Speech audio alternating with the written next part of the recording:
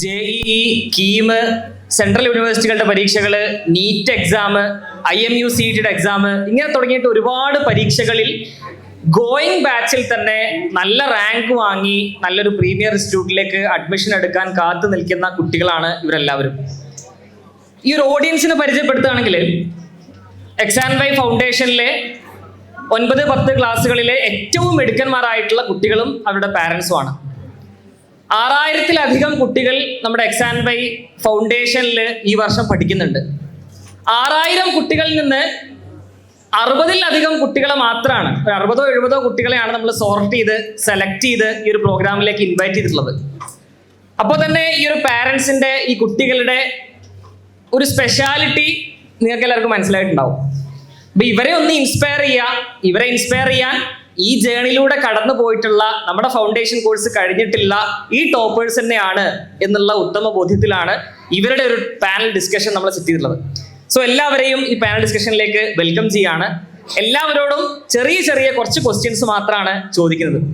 അപ്പൊ എന്തായാലും ഇങ്ങനെ ഒരു വീക്കെൻഡില്, ഒരു ശനിയാഴ്ച ദിവസം മറ്റ് ഒരുപാട് എൻഗേജ്മെന്റ്സ് മാറ്റി വെച്ചിട്ട് നമ്മുടെ കുട്ടികളുടെ ഒരു പ്രോഗ്രാമിലേക്ക് ഒരു അര ദിവസം അല്ലെങ്കിൽ ഫുൾ ഡേ മാറ്റി വെച്ചിട്ടുള്ള പാരൻസ് ആണ്, കുട്ടികളാണ് ഇന്ന് ഇവിടെ ഉള്ളത്. കഴിഞ്ഞ ദിവസം ഞാനും ബാസിൽ സാറും നമ്മുടെ ടീം എല്ലാവരും കൂടെ ഷയാന്റെ വീട്ടിൽ പോയി.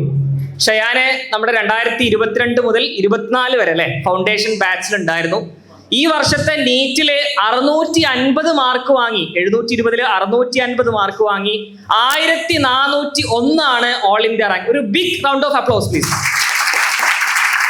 അപ്പൊ ഷയാന്റെ വീട്ടുകാരോട് സംസാരിച്ചപ്പോ ഷയാനേക്കാൾ ആവേശം ഷയാന്റെ പാരൻസിനാണ്. ഷയാന്റെ ഫാദറിന് കൃത്യമായിട്ടുള്ള ഒരു വിഷൻ ഉണ്ടായിരുന്നു. എന്തിനാണ് ഒരു ഫൗണ്ടേഷൻ കുട്ടിനെ ചേർത്തേണ്ടത് എന്നുള്ളതിന്റെ ഒരു ഉത്തമ ബോധ്യം ഷയാന്റെ ഫാദറിനുണ്ടായിരുന്നു, മദറിനുണ്ടായിരുന്നു. ഷയാനോട് ഞാൻ 5 കാര്യങ്ങൾ ചോദിച്ചു. അതായത് ഒരു കോമ്പറ്റേറ്റീവ് എക്സാംസിന് പ്രിപ്പയർ ചെയ്യുന്ന ഒരു കുട്ടിക്ക് അവന് റാങ്ക് ചെയ്യേണ്ട 5 കാര്യങ്ങൾ.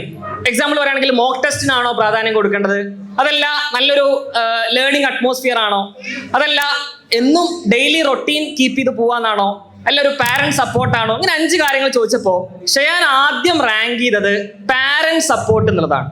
പാരന്റ്സിന്റെ സപ്പോർട്ട് ഇല്ലാതെ നമ്മൾ എത്ര പഠിച്ചിട്ടും എത്ര നല്ലൊരു ലേണിംഗ് എൻവയോൺമെന്റ് ഉണ്ടായിട്ടും നമ്മുടെ ഉദ്ദേശിച്ച ഒരു ലക്ഷ്യത്തിലെത്താൻ കഴിയില്ല എന്നുള്ളതാണ് ഷയാന്റെ ഒരു അഭിപ്രായം. അപ്പൊ ഷയാനിൽ നിന്ന് നമുക്ക് സ്റ്റാർട്ട് ചെയ്യാം. എന്തുകൊണ്ടാണ് അങ്ങനെ ഒരു പാരന്റൽ സപ്പോർട്ട് റാങ്ക് 1 ആയി തിരഞ്ഞെടുക്കാൻ കാരണം? രണ്ടാമത്തെ ഒരു ചോദ്യം, നമ്മുടെ കുട്ടികള് 9-10 ക്ലാസ്സിലാണ് പഠിക്കുന്നത്. സ്വാഭാവികമായിട്ടും ബോർഡ് എക്സാം, സ്കൂളിൽ പോകുന്നതിന്റെ തിരക്കുണ്ടാവും. നമ്മുടെ എക്സാം വൈ ഫൗണ്ടേഷൻ ക്ലാസ്സുകൾ ഫോളോ അപ്പ് ചെയ്യാൻ നമ്മുടെ മെന്റേഴ്സ് ഒക്കെ ഉണ്ടെങ്കിൽ കൂടെ നമ്മുടെ ഷെഡ്യൂൾ കൃത്യമായിട്ട് ഫോളോ ചെയ്യുന്നതിനൊക്കെ ബുദ്ധിമുട്ടുണ്ടാവും. എങ്ങനെയായിരിക്കും ഇവരുടെ ഒരു ഐഡിയൽ ഒരു ഡെയിലി റൊട്ടീൻ ആവേണ്ടത്? അല്ലെങ്കിൽ ഷയാന്റെ ഒരു നീറ്റ് പ്രിപ്പറേഷൻ ടൈമിൽ ഉണ്ടായിരുന്ന റൊട്ടീൻ എങ്ങനെയായിരുന്നു എന്നുള്ളതാണ് ചോദ്യം. നീറ്റ് പ്രിപ്പറേഷന്റെ ടൈമിലാണ് ഞാൻ സത്യം പറഞ്ഞ നല്ല രീതിയിൽ ഹാർഡ് വർക്ക് ചെയ്തിട്ടുള്ളത്. ഇപ്പൊ സാറ് പറഞ്ഞ പോലെ തന്നെ ഇന്നെക്കാളും വിഷയം ഉണ്ടായിരുന്നത് എൻ്റെ പാരൻസിനാണ്.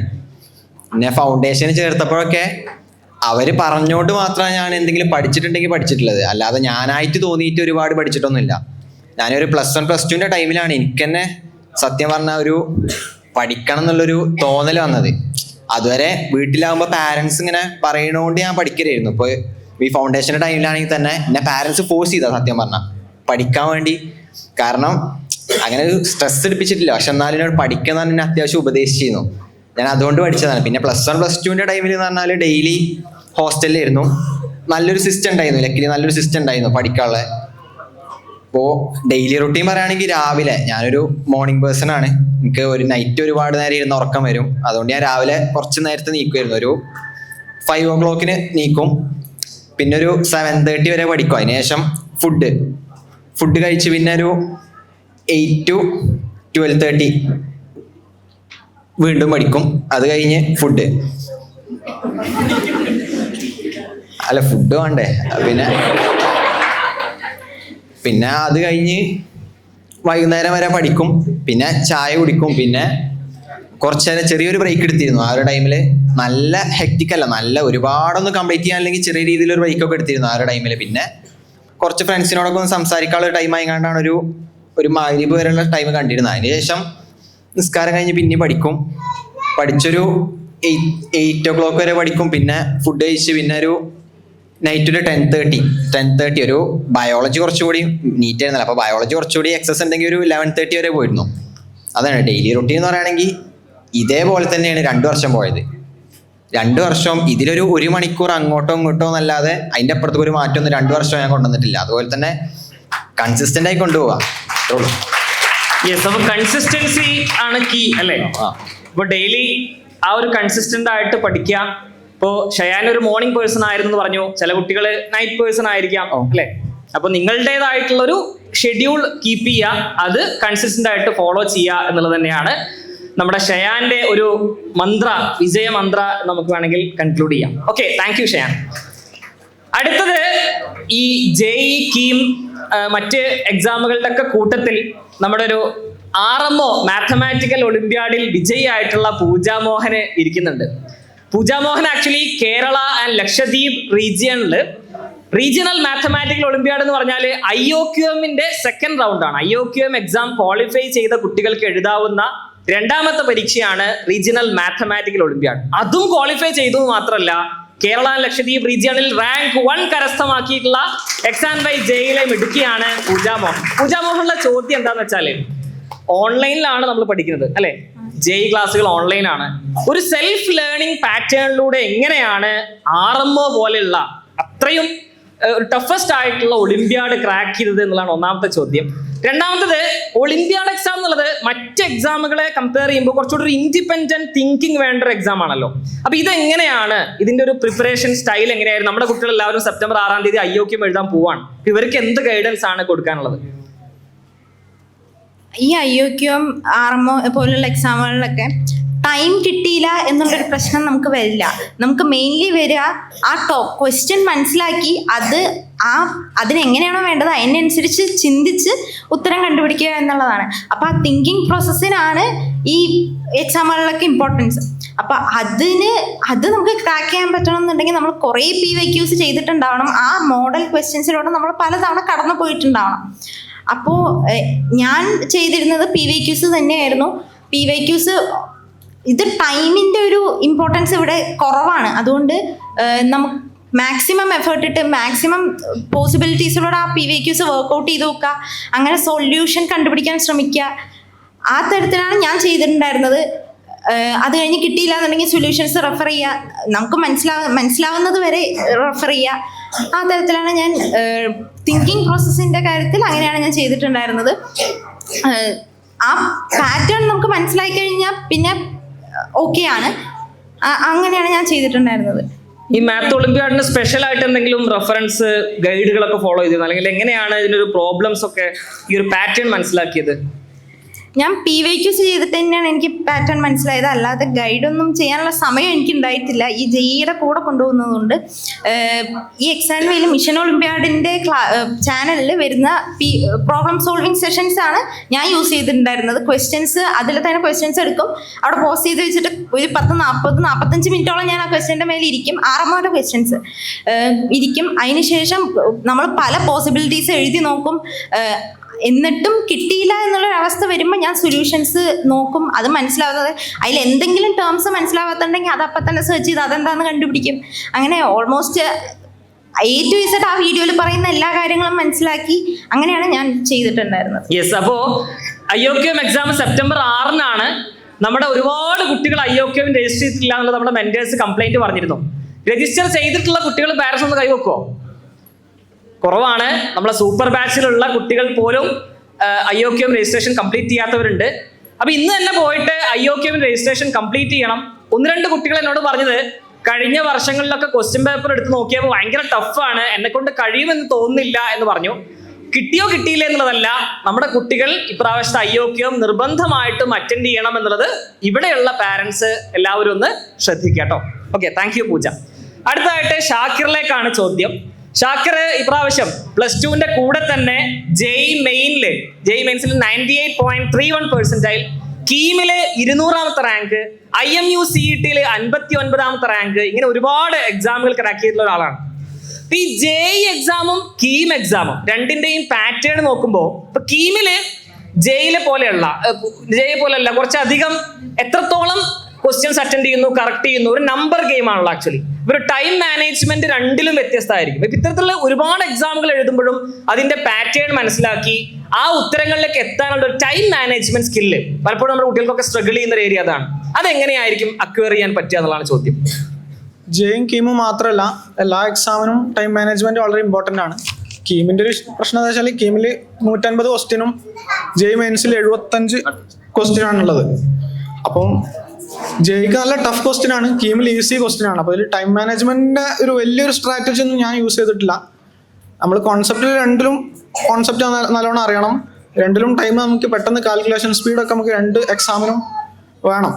ഞാൻ ആദ്യം ചെയ്തത് ആദ്യം ഈസിയായ ക്വസ്റ്റ്യൻസ് ചെയ്യാൻ പറ്റുന്ന ക്വസ്റ്റ്യൻസ് ആദ്യം ചെയ്യാം, പിന്നെ കുറച്ചും കൂടി സ്റ്റെപ്സ് ഇൻവോൾവ് ആയിട്ടുള്ള ക്വസ്റ്റ്യൻസ് ചെയ്യാം. പിന്നെ ആ ഒരു കാൽക്കുലേഷൻ സ്പീഡ് വെച്ചിട്ട് നമുക്ക് കുറച്ച് ടൈം ബാക്കി ഉണ്ടാവും, അത് വെച്ചിട്ട് ടഫ് ക്വസ്റ്റ്യൻസ് ടാക്കിൾ ചെയ്യാൻ പറ്റുമോ നോക്കുക, പറ്റുകയാണെങ്കിൽ ചെയ്യുക. അങ്ങനെയാണ് ഞാൻ ചെയ്തത്. പിന്നെ കഴിയുന്നത്ര മോക്ക് ടെസ്റ്റുകൾ ഫ്രീക്വൻ്റ് ആയിട്ട് അറ്റൻഡ് ചെയ്യാൻ പറ്റുകയാണെങ്കിൽ അത് നമുക്ക് എക്സാമിൽ ഗുണം ചെയ്യും. ടൈം മാനേജ്മെന്റ് ആയാലും ബാക്കി കാര്യങ്ങളൊക്കെ ആയാലും അങ്ങനെ വലിയ ടൈം മാനേജ്മെന്റും.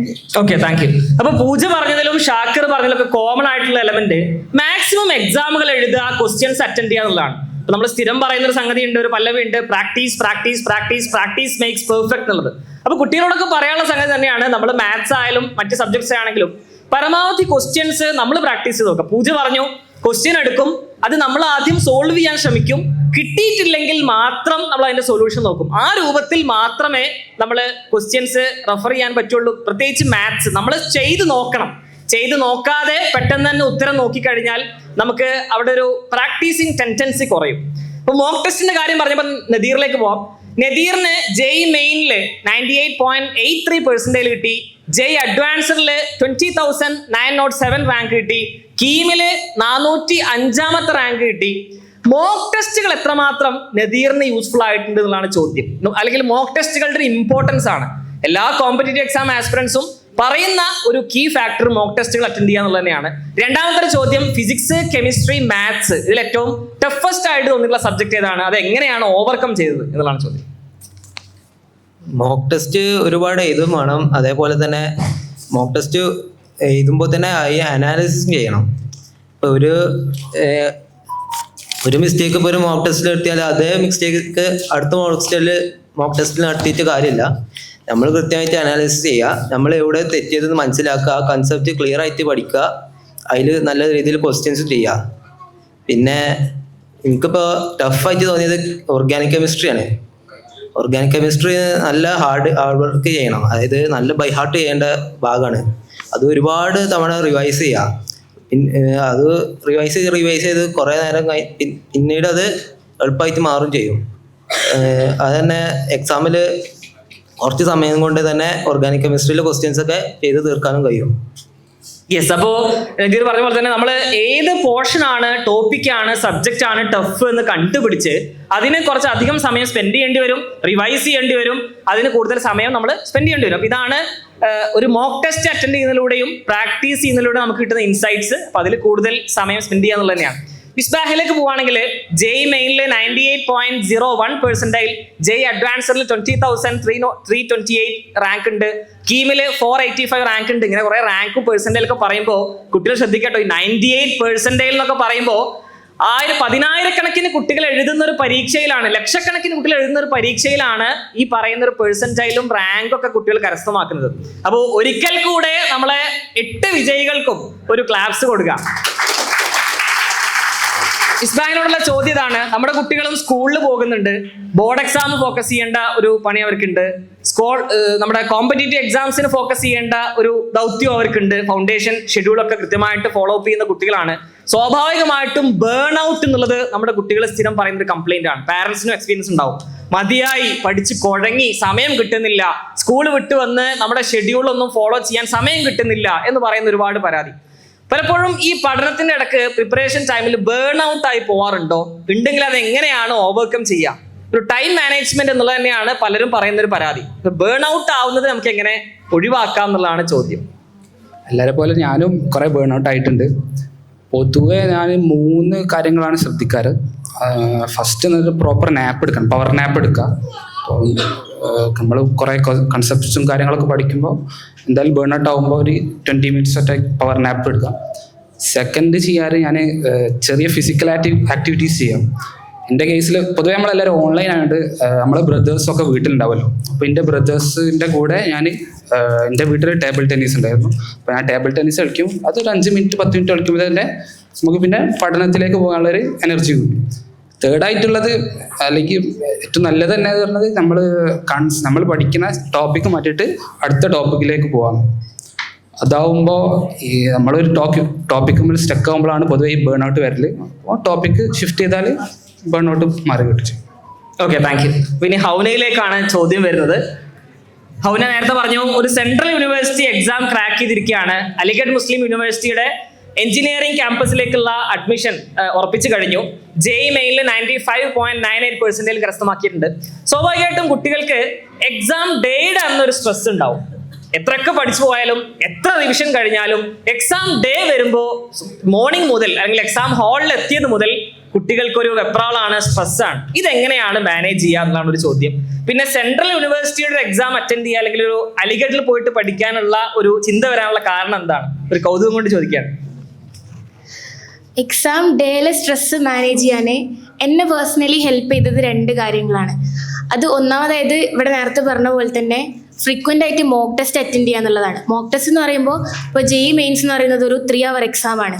അപ്പോൾ അത് നമ്മൾ എക്സാം ഹാളിലേക്ക് പോകുന്നതിൻ്റെ മുന്നായിട്ട് തന്നെ ഒരുപാട് 3 hour അങ്ങനെ ഫുൾ ലെങ്ത്തുള്ള മോക്ക് ടെസ്റ്റ് അറ്റൻഡ് ചെയ്തിട്ടുണ്ട് എന്നുണ്ടെങ്കിൽ നമുക്കതൊരു എക്സ്പീരിയൻസ് ആയിരിക്കും. ഈ 3 hours ഒരുപക്ഷെ നമ്മൾ വീട്ടിൽ നിന്നാണ് എക്സാം അറ്റൻഡ് ചെയ്യണമെന്നുണ്ടെങ്കിലും നമ്മൾ ആ ഒരു ടൈമിൽ എക്സാമിൻ്റെ ഒരുപാട് സ്ട്രെസ്സിനൊക്കെ അവിടെ നിന്ന് നമ്മൾ ഓവർകം ചെയ്തിട്ടുണ്ടാവും. പിന്നെ അതുപോലെ തന്നെ XNYൻ്റെ ഓഫ്ലൈൻ ആയിട്ടുള്ള മോക്ക് ടെസ്റ്റും ഞാൻ അറ്റൻഡ് ചെയ്തിരുന്നു. അതൊരു 2-3 എണ്ണം നമുക്ക് കിട്ടിയിരുന്നു. അപ്പോൾ എക്സാം സെൻറ്ററിൽ പോയിട്ട് അറ്റൻഡ് ചെയ്യണ ആ ഒരു ഫീലിങ്ങും അന്ന് തന്നെ കിട്ടിയിരുന്നു. പിന്നെ രണ്ടാമതായിട്ടുള്ളത് എക്സാം ഡേ അല്ലെങ്കിൽ എക്സാമിൻ്റെ തലേന്നത്തുള്ള ദിവസം അല്ലെങ്കിൽ എക്സാമിൻ്റെ അന്നൊക്കെ ഓവറായിട്ട് എന്തായിരിക്കും ഇതിൻ്റെ ഔട്ട്കം എന്നുള്ളത് ആലോചിച്ചിട്ട് ബോധേഡ് ആവാതിരിക്കുക. എന്തായിരിക്കും എക്സാം എഴുതി കഴിഞ്ഞിട്ടുള്ള ഒരു ഔട്ട്കം എന്നുള്ള ആലോചിച്ചിട്ട് വെറീഡ് ആവാതിരുന്നാൽ തന്നെ ഒരു പരിധിവരെ നല്ല സ്ട്രെസ് കുറയ്ക്കാൻ പറ്റും. എന്നെ പേഴ്സണലി ഹെൽപ്പ് ചെയ്തത് ഈ 2 കാര്യങ്ങളാണ്. പിന്നെ സെൻട്രൽ യൂണിവേഴ്സിറ്റി എന്നുള്ളത് ഈ JEE പ്രിപ്പറേഷൻ തുടങ്ങിയ ടൈമിൽ തന്നെ ഉള്ളൊരു ആഗ്രഹമായിരുന്നു ഇന്ത്യയിലുള്ള നല്ല പ്രസ്റ്റീജിയസ് ആയിട്ടുള്ള കോളേജസിൽ അല്ലെങ്കിൽ യൂണിവേഴ്സിറ്റീസിൽ പോയി പഠിക്കണം എന്നുള്ളത്. അപ്പോൾ എഞ്ചിനീയറിംഗ് തന്നെ ആയിരുന്നു അന്നും ആഗ്രഹം. അപ്പോൾ ഇങ്ങനെ സെർച്ച് ചെയ്ത് നോക്കിയപ്പോൾ ഒരുപാട് GFTIസിലേക്കും അതുപോലെയുള്ള കോളേജസിലേക്കൊക്കെ JEE മെയിൻസ് തന്നെയായിരുന്നു എൻട്രൻസ്. JEE മെയിൻസിൻ്റെ റാങ്കാണ് പരിഗണിക്കുക. അപ്പോൾ ഞാൻ അതല്ലാതെ നോക്കിയപ്പോൾ കണ്ടതാണ് ഈ AMU EEE അലിഗഡ് മുസ്ലിം യൂണിവേഴ്സിറ്റി എഞ്ചിനീയറിംഗ് എൻട്രൻസ് എക്സാം. അപ്പോൾ ഞാനതിൻ്റെ ക്യാമ്പസിനെ പറ്റി നോക്കി. പിന്നെ AMUവിലൊരു സ്റ്റുഡൻറ് കൾച്ചർ, അപ്പോൾ അതൊക്കെ നല്ലതായി തോന്നി. അപ്പോൾ എന്തായാലും JEEക്ക് വേണ്ടി പ്രിപ്പയർ ചെയ്യാണല്ലോ, അപ്പോൾ അങ്ങനെ ഒരു എക്സാം കൂടി അറ്റൻഡ് ചെയ്ത് നോക്കാമെന്ന് വിചാരിച്ചിട്ട് രജിസ്റ്റർ ചെയ്തതാണ്. ഈ AMU EEE എക്സാം എഴുതാൻ എന്നെ ഏറ്റവും കൂടുതൽ ഹെൽപ്പ് ചെയ്തത് JEE അഡ്വാൻസിന് വേണ്ടി പ്രിപ്പയർ ചെയ്തതായിരുന്നു. കാരണം AMU EEE ഒരുപാട് പോർഷൻസ് അതുപോലെ ക്വസ്റ്റ്യൻസ് ഒക്കെ JEE അഡ്വാൻസിൻ്റെ പോർഷൻസ് ആയിരുന്നു. അപ്പോൾ അതങ്ങനെ ഓവർലാപ്പ് ചെയ്തപ്പം അതവിടെ യൂസ്ഫുള്ളായി. Okay, thank you. അപ്പോൾ അവന് പറഞ്ഞതിൽ ഒരു പോയിന്റ് ഒന്ന് സ്ട്രെസ് ചെയ്യാം. ഓഫ്ലൈൻ എക്സാമുകൾ ഇടയ്ക്ക് എഴുതിയിരുന്നു എന്ന് പറഞ്ഞു. അപ്പോൾ നമ്മൾ XNYയിൽ ഇപ്പോൾ കഴിഞ്ഞ വർഷം മുതൽ ഓഫ്ലൈൻ ആയിട്ടുള്ള ടേം എക്സാമുകൾ CBT മോഡിലുള്ള എക്സാമുകൾക്ക് കൊണ്ടുവന്നു. ഈ രൂപത്തിൽ എക്സാമുകൾ കൊണ്ടുവരാനുള്ള കാരണം ഓൺലൈനിലൂടെ മാത്രം പഠിക്കുമ്പോൾ കുട്ടികൾക്ക് എക്സാമുകളൊക്കെ എഴുതുന്ന സമയം എക്സാം ഡേയുടെ ഒരു റിയൽ എക്സ്പീരിയൻസ് കിട്ടാൻ ഒരു CBT മോഡിൽ ഇപ്പോൾ അടുത്ത വർഷം നീറ്റ് പോലും ഓഫ്ലൈനിലേക്ക് CBT മോഡിലേക്ക് കൊണ്ടുപോകാൻ നമ്മൾ അറിഞ്ഞു. JEEയും നീറ്റൊക്കെ CBT മോഡിലാവുമ്പോൾ നമ്മുടെ കുട്ടികൾക്ക് എൻ്റെ എക്സ്പോഷർ കിട്ടാൻ വേണ്ടിയിട്ട് തന്നെയാണ് ടേം എക്സാമുകൾ നമ്മൾ CBT മോഡിലാക്കിയത്. അതുപോലെ തന്നെ നമ്മുടെ NSMC എന്ന് പറയുന്ന എക്സാം നവംബർ 1-ാം തീയതി നമ്മൾ നടത്തുന്നുണ്ട്. പാരൻസിനുള്ള അടുത്ത ടാസ്ക്കാണ് IOQM രജിസ്ട്രേഷൻ കംപ്ലീറ്റ് ചെയ്യുന്ന കൂട്ടത്തിൽ തന്നെ NSMC national science and maths championship എക്സാമിലൂടെ നമ്മുടെ കുട്ടികൾ രജിസ്ട്രേഷൻ കംപ്ലീറ്റ് ചെയ്യുക. അതും ഓഫ്ലൈൻ ആയിട്ട് ഓരോ ഡിസ്ട്രിക്റ്റിലും നമ്മൾ സെന്റർ സെറ്റ് ചെയ്തിട്ടുണ്ട്. അവിടെ പോയിട്ട് കുട്ടികൾക്ക് എഴുതാം. ഒരു ഓഫ്ലൈൻ എക്സാമിന്റെ എക്സ്പീരിയൻസ് കുട്ടികൾക്ക് കിട്ടും. ഓക്കെ, ലാസ്റ്റ് ഗായത്രിയിലേക്ക് പോവാം. ഗായത്രി പ്രാവശ്യത്തെ കീമില് 509ാമത്തെ റാങ്ക് കരസ്ഥമാക്കി. ഗായത്രിയോടുള്ള ചോദ്യം, നമ്മുടെ കുട്ടികളെല്ലാവരും ഓൺലൈനിലാണ് പഠിക്കുന്നത്, നിങ്ങളും ഓൺലൈനിലാണ് നമ്മുടെ ക്ലാസ്സുകൾ കേട്ടത്. സോഷ്യൽ മീഡിയ ഡിസ്ട്രാക്ഷൻ എന്നുള്ളത്, ഡിജിറ്റൽ ഡിസ്ട്രാക്ഷൻ എന്നുള്ളത് വലിയൊരു പ്രശ്നമാണ്. അതുപോലെ തന്നെയാണ് ഒരു കോൺഫിഡൻസ് ഇല്ലായ്മ, പേടി എന്ന് പറയുന്നത്. ഇതൊക്കെ എങ്ങനെയാണ് മാനേജ് ചെയ്തത്? സോഷ്യൽ മീഡിയൻ്റെ കാര്യത്തിലായിട്ട് ഞാൻ അത്ര ആക്റ്റീവ് ഒന്നുമില്ലായിരുന്നു. യൂട്യൂബ് ഉണ്ടായിരുന്നു, അല്ലാതെ ഇൻസ്റ്റഗ്രാം അങ്ങനെയൊന്നും ഇല്ലായിരുന്നു. പിന്നെ പ്രിപ്പറേഷൻ ടൈമിലോട്ട് വന്നപ്പോൾ ഞാൻ യൂട്യൂബും കംപ്ലീറ്റ്ലി ഡിസേബിൾ ചെയ്യാണ് ചെയ്തത്. പിന്നെ അതിനൊന്നും അത്യാവശ്യം ടൈമൊന്നും ഉണ്ടാവില്ല, കാരണം നമ്മൾ സ്കൂളും ഓൺഗോയിങ് ആയിട്ട് ചെയ്യുമ്പോൾ അതിനൊന്നും ടൈം ഉണ്ടാവില്ല. കാരണം സ്കൂളിലതും പഠിക്കണം, വീട്ടിൽ വന്നാൽ അത് തന്നെയായിരുന്നു, സ്കൂളിലതും പഠിക്കണം. അത് കഴിഞ്ഞിട്ട് ക്ലാസ്സസൊക്കെ ആകുമ്പോൾ ടൈമൊന്നും അധികം കിട്ടിയിരുന്നില്ല. അങ്ങനെ ടൈമൊന്നും നമുക്ക് ഒരിക്കലും പോവില്ല. പിന്നെ വേണ്ടാന്ന് വിചാരിച്ചാൽ നമുക്ക് നിർത്താവുന്നതേ ഉള്ളൂ അതൊക്കെ. പിന്നെ സ്ട്രെസ്സൊക്കെ എന്ന് പറഞ്ഞാൽ ഒരുപാടുണ്ടായിരുന്നു. സ്ട്രെസ്സ് കാരണം അധികം മാർക്കൊന്നും ഇല്ലാതെ വരുമ്പോൾ നമുക്ക് അപ്പം ഡിപ്രഷനും അതുപോലെ ഭയങ്കര വിഷമമൊക്കെ ആവുമായിരുന്നു. അപ്പോൾ മാനേജ് ചെയ്യുന്ന വെച്ചാൽ ഞാൻ എന്താ ചെയ്തതെന്ന് വെച്ചാൽ കൺസിസ്റ്റൻ്റ് ആയി നിൽക്കാന്നാണ് ഞാൻ ചെയ്തത്. അതുപോലെ തന്നെ മെൻറ്റേഴ്സൊക്കെ വളരെ സപ്പോർട്ടിങ് ആയിരുന്നു. അവരൊക്കെ ഒരുപാട് ഞങ്ങൾ മോട്ടിവേറ്റ് ചെയ്തിട്ടുണ്ട്. അപ്പോൾ അവർ വാക്കുകളൊക്കെ കേട്ട് കൺസിസ്റ്റൻ്റ് ആയി നിന്നു. ഡിസപ്പോയിൻമെൻറ്റ് ഉണ്ടായ ടൈമിലും അങ്ങനെ. Okay, thank you. ഒരു രസകരമായിട്ടുള്ള കാര്യം പറയട്ടെ. നമ്മൾ ഈ പാനൽ ഡിസ്കഷന് ടോപ്പേഴ്സിന് വിളിക്കാന്ന് പറഞ്ഞപ്പോൾ നമ്മുടെ മെന്റേഴ്സ് പറഞ്ഞു ഇവര് ടോപ്പേഴ്സ് ആണ് സാറേ, ഇവര് അധികം സംസാരിക്കില്ല എന്നുള്ളത്. പക്ഷെ ചോദ്യങ്ങൾ ചോദിച്ചു തുടങ്ങിയപ്പോഴാണ് ഒരുപാട് ഉത്തരങ്ങൾ ഇവരുടെ അടുത്ത് നിന്ന് പറയാനുണ്ട്, ഇവരുടെ കഥകൾ നമുക്ക് ഒരുപാട് കേൾക്കാനുണ്ട്. ഇത്തരത്തിൽ സക്സസ്ഫുൾ ആയിട്ടുള്ള സക്സസ് സ്റ്റോറീസ് നമ്മുടെ മക്കളെ കേൾപ്പിക്കണം. ഇത്തരത്തിലുള്ള അനുഭവങ്ങൾ നമ്മുടെ കുട്ടികൾക്ക് കിട്ടണം. അതിനൊക്കെ വേണ്ടിയിട്ട് തന്നെയാണ് ഇങ്ങനത്തെ ഒരു പാനൽ ഡിസ്കഷൻ നമ്മൾ സെറ്റ് ചെയ്തത്. എക്സാം വൈൽ നിരന്തരം നമ്മൾ നടത്തുന്ന മറ്റൊരു സെഷനാണ് സക്സസ് സ്റ്റോറീസ് എന്നുള്ളത്. നിരവധി കരിയറുകളിൽ എത്തിയിട്ടുള്ള ആളുകളുമായിട്ട് നേരിട്ട് ഇന്ററാക്ട് ചെയ്യാനുള്ള ഓപ്പർച്യൂണിറ്റി. ഇത്തരത്തിലുള്ള സെഷനുകളൊക്കെ നമ്മുടെ കുട്ടികളുടെ ഒരു ലേണിംഗ്, പ്രിപ്പറേഷൻ, ഇൻസ്പിറേഷൻ ബൂസ്റ്റ് ചെയ്യുന്നുള്ള കാര്യത്തിൽ യാതൊരു സംശയവുമില്ല. അപ്പൊ എനിവേ ഈ ഒരു പാനൽ ഡിസ്കഷനിൽ ജോയിൻ ചെയ്ത എല്ലാ ടോപ്പേഴ്സിനും, കേട്ടിരുന്ന എല്ലാ കുട്ടികൾക്കും, പാരന്റ്സിനും ഒരിക്കൽ കൂടെ നന്ദി അറിയിച്ചുകൊണ്ട് സെഷൻ വൈൻഡപ്പ് ചെയ്യാണ്. കൂടുതലായിട്ട് ചോദ്യങ്ങൾ ഒരുപക്ഷെ ചോദിക്കാനുണ്ടാവാം, പക്ഷേ സമയത്തിന് ഒരു പരിമിതി കാരണം നമ്മൾ വൈൻഡപ്പ് ചെയ്യാണ് ഈ സെഷൻ. നമ്മുടെ ടോപ്പേഴ്സ് ഒക്കെ ഇവിടെ ഉണ്ടാവും. അപ്പൊ ലഞ്ച് ബ്രേക്കിന്റെ സമയത്തൊക്കെ നമ്മുടെ ടോപ്പേഴ്സിനൊക്കെ നിങ്ങൾക്ക് മീറ്റ് ചെയ്യാം, സംസാരിക്കണം. കാരണം നമ്മുടെ കുട്ടികളാണ്, നമ്മുടെ കുട്ടികളോട് നമ്മൾ തന്നെ കാര്യങ്ങളൊക്കെ ചോദിച്ചറിയണം. ഒരിക്കൽ കൂടെ നന്ദി അറിയിക്കുന്നു. Thank you.